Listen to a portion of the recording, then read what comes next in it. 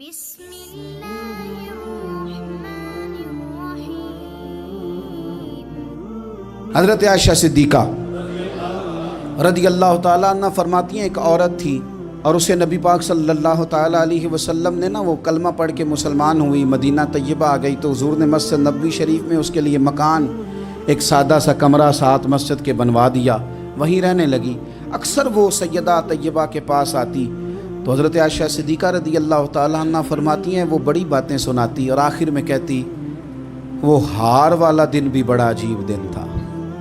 اور میرے رب کی قدرتوں کا دن تھا، وہ بھی بڑا عجیب دن تھا۔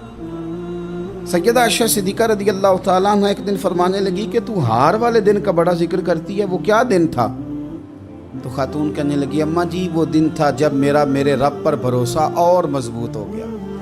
جس دن میرا اپنے رب پر توکل اور بڑھا، میرے ایمان میں یقین میں اور پختگی آئی۔ کہنے لگی میں ایک گھر کی کنیز تھی، نوکرانی تھی، اس گھر میں ایک بچی تھی جس کے پاس سونے چاندی ہیرے جواہرات کا ہار تھا۔ اس زمانے میں چمڑے کے اوپر لوگ ہیرے جواہرات لگاتے تھے، کئی دفعہ سرخ رنگ کے چمڑے پہ لگائے جاتے تھے، وہ بچی پہنتی تھی تو کہتی ہوں بچی کے اس نے اتار کے رکھا یا اس سے گرا وہ ہار تو چیل اسے اٹھا کے لے گئی گوشت سمجھ کے اور میرے سامنے اٹھا کے لے گئی۔ گھر والوں نے مجھ سے پوچھا، یہ بخاری میں موجود ہے، گھر والوں نے پوچھا مجھ سے کہ وہ ہار کہاں ہے تو میں نے کہا چیل اٹھا کے لے گئی۔ گھر میں کچھ چوری ہو جائے تو سب سے پہلا الزام کس پہ لگتا ہے؟ ملازمین پہ۔ کہتے انہوں نے مجھے بڑا مارا، بڑی تکلیف تھی، حتیٰ کہ میری شرمگاہ تک کی تلاشی، میری عزت اتنی خراب کی میں بتا نہیں سکتی۔ میں نے اپنی زندگی میں ایک واقعہ دیکھا، ایک امیر گھر میں چوری ہو گئی، ملازم کو اتنا مارا کہ وہ چارپائی پہ پڑ گیا، پولیس والوں سے اتنی مار پروائی گئی کہ وہ بیچارہ چارپائی پہ پڑ گیا اور پھر وہ اتنا بیمار ہوا اور کچھ دنوں کے بعد پتہ چل گیا کہ چور تو اپنا بیٹا ہے ان کا، پھر اس کا انتقال ہو گیا۔ اب وہ سیٹھ صاحب اور گھر والے آ کے مرنے والے کے کان میں معافی مانگ رہے ہیں، کان میں۔ تو میں نے ان سے پھر کہا تھا کہ یہ تو اب چلا گیا ہے، تمہارا زور چلتا تھا نا تو تم نے قانون خریدا اور تم نے اسے جتنا ہو سکا تم نے اسے مار پڑوائی، تمہارے پاس جو عدالتیں تھیں تم نے وہاں کارروائی کی، اب ایک عدالت قیامت کے دن لگے گی۔ یہ کمزور تھا نا، کچھ کر نہیں سکا۔ میرے نبی پاک صلی اللہ علیہ وسلم نے فرمایا سن لو، اگر سینگ والی بکری نے بغیر سینگ والی بکری کو تکلیف دی ہوگی نا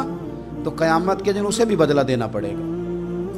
کہ تیرے پاس سینگ تھے اور تو نے اسے مارا تھا۔ وہ خاتون عرض کرتی ہے سیدہ عائشہ کی خدمت میں کہ مجھے بڑا مارا، مجھے تکلیف دی، میں کہہ رہی تھی کہ میرے سامنے چیل لے گئی ہے پر وہ نہیں مان رہے تھے، اماں جی انہوں نے مجھے بڑا مارا۔ حضرت عائشہ صدیقہ کہتی ہیں پھر کیا ہوا؟ کہنے لگی اماں جی جب کوئی میرا مددگار نہ رہا، مجھے تکلیف دے رہے تھے، رسوا کر رہے تھے، تو میں نے اپنے رب سے مدد چاہی، میرے رب کی طرف میں نے توجہ کی، میں نے کہا مالک اب تو ہی میرا مددگار ہے۔ کہتی ہے وہ مجھے مار رہے تھے تو وہ چیل جو ہار لے گئی تھی وہی لے کے واپس آ گئی اور ہمارے سروں کے قریب لا کے اس نے جب اس ہار کو پھینکا وہ مجھے چھوڑ کے سائیڈ پہ ہوئے، وہ میری بے گناہی جان گئے، لیکن آپ کو بتاؤں اس دن سے میرا اپنے رب پر یقین اور بڑھ گیا۔ مجھے سمجھ آ گئی کہ جب انسان پورا ٹوٹ جاتا ہے اور جب کوئی چاروں جانب اس کا مددگار نہیں ہوتا تو رب تو ہوتا ہے نا،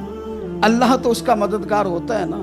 وہ تو پھر اپنے اس بندے کی مدد کرتا ہے نا، پھر وہ تو توانائی دیتا ہے نا، وہ تنہا نہیں چھوڑتا، وہ تو آنسوؤں والوں کے آنسوؤں پہ بڑا کرم فرماتا ہے، وہ تو قسم پرسی میں آ جاتا ہے۔